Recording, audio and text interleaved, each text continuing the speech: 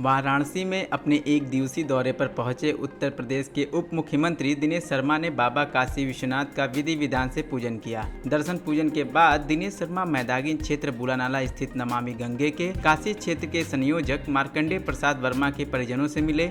बहुत कुछ अरसे के बाद आज काशी में विभिन्न कार्यक्रमों के बीच में हमको आना है।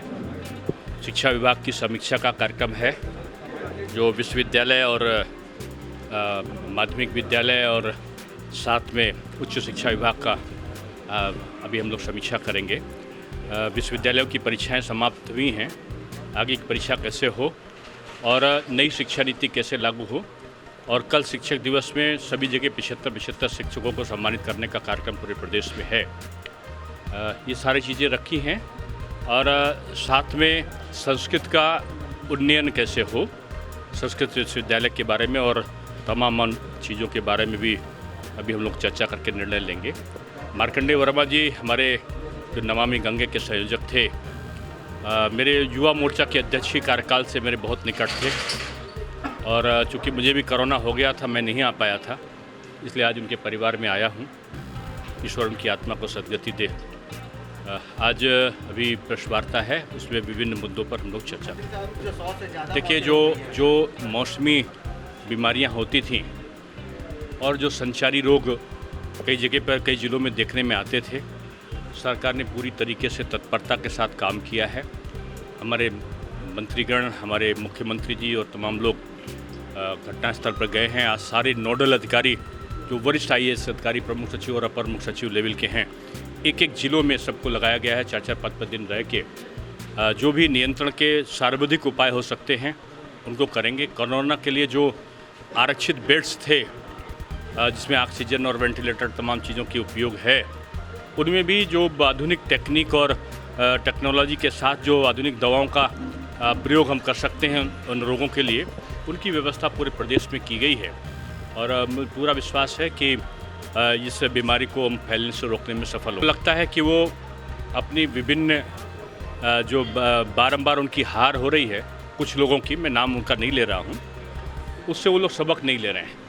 घर में बैठकर ट्वीट करना और वास्तव में स्थानों में पहुंचकर व्यवस्था करना, ये अगर किसी को सीखना है तो स्थल पर जाके कैसे व्यवस्था की जाए, तो हमारे मुख्यमंत्री और हमारी सरकार से उसको प्रेरणा लेनी चाहिए। लगता है कि सबको फ्रस्ट्रेशन है, विकास कार्यों के बारे में कोई कुछ कह नहीं सकता। कोई भी विपक्ष का नेता, उनके पास आरोप लगाने का कोई मैं समझता हूँ विकल्प नहीं बचा है। इसलिए लोग अपने कामों की तुलना नहीं करते और सरकार के द्वारा दिन प्रतिदिन जिस प्रकार से सेवा कार्य के साथ साथ सामाजिक कार्य और इंफ्रास्ट्रक्चर को ठीक करना, कानून व्यवस्था को ठीक करना, स्वास्थ्य और शिक्षा को ठीक करना, ये सारे काम किए जा रहे हैं, उससे विपक्ष में हताशा है, जनता में प्रसन्नता है। एक भी मौत कहीं भी हो वो हमारे लिए दुखदाई है। बच्चों की सुरक्षा हमारी प्राथमिकता है और अगर कहीं ऐसा लगेगा तो हम जरूर उसके बारे में जो तत्कालीन जो व्यवस्था होगी उसको देखते हुए निर्णय सरकार लेगी। सभी जिलों में उच्च शिक्षा विभाग के अलग, माध्यमिक शिक्षा विभाग के अलग, बेसिक शिक्षा विभाग के अलग 75 जिलों के, जिन स्वतंत्रता के 75 साल हैं और 75 जिले हमारे प्रदेश के हैं, उनमें हर जिलों में 75 अध्यापकों को उनके उत्कृष्ट कार्यों में हमने कोरोना के समय क्या काम किया है, ऑनलाइन टीचिंग कैसे की है, उनका पब्लिकेशन कैसा हुआ है, ये तमाम बिंदु दिए हैं शासनादेश में। उसके आधार पर 75 शिक्षकों को प्रशस्ति पत्र और शॉल पहनाकर उनका सम्मान का कार्यक्रम। मैंने कहा कोई भी मृत्यु दुखद है और सरकार पूरी तरह सुरक्षा को देखते हुए बच्चों के काम करेगी। आपको जानकारी के लिए बता दें कि मार्कंडेय प्रसाद वर्मा का बीते 11 मई को निधन हो गया था। बताया जाता है कि मार्कंडेय प्रसाद वर्मा और डिप्टी CM दिनेश शर्मा से अच्छी खासी मित्रता थी। हमारे बड़े भाई स्वर्गीय मार्कंडेय प्रसाद वर्मा जी जो काशी क्षेत्र के संयोजक थे नमामि गंगे के, उनके ये बहुत ही पुराने, बहुत घनिष्ठ मित्र रहे हैं और भैया का दुर्भाग्यवश कुछ दिनों पहले 11 अप्रैल को देहावसान हो गया। उसके बाद से डिप्टी CM साहब को भी कोविड हो गया था, जिस कारण वो वाराणसी नहीं आ पाए। आज आए तो वो हमारे घर में सभी सदस्यों से मिले और उन्होंने बहुत कुछ कहा, सांत्वना दिया। हमारे उत्तर प्रदेश स्वर्णकार संघ के प्रदेश अध्यक्ष सत्यनारायण सेठ जी ने उनसे जो केंद्र सरकार द्वारा हॉल मार्किंग जेवरों पे और HUID की अनिवार्यता किया है, उस बारे में इन्होंने वार्ता किया कि हॉल मार्किंग तो सही है, लेकिन HUID जो यूनिक ID नंबर है उसको आप लगा करके कस्टमर तक उसको बेचने की जो नियम बनाए हैं, उस नियम के तहत किसी भी व्यक्ति की प्राइवेसी का उल्लंघन होगा, उस पर सरकार को एक बार पुनर्विचार करना चाहिए। जिस पे डिप्टी CM साहब ने कहा कि आपको जो जो उसमें कमियां दिखती हैं उसको बिंदुवार लिख लीजिए। हम उपभोक्ता मामले के केंद्रीय मंत्री से समय लेकर आपके डेलीगेशन को मिलवाएंगे